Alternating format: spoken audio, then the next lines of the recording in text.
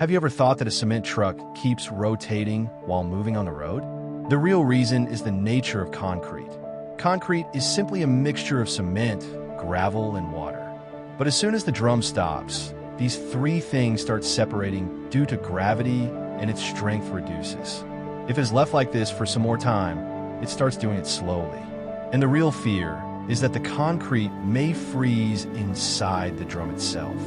Once it settles inside, it becomes almost impossible to clean it. In many serious cases, the entire drum may have to be replaced. This is a complete nightmare for any driver. That is why once the cement truck starts moving, its drum must keep rotating continuously.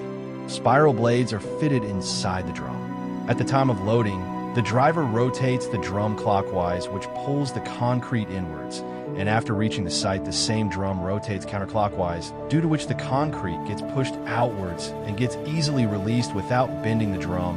But the difficulty does not age. It starts turning into lumps. The transport time should also be within the limit. Mere rotation is not enough. The speed must also be correct. If you rotate it too fast, the mixture gets overworked.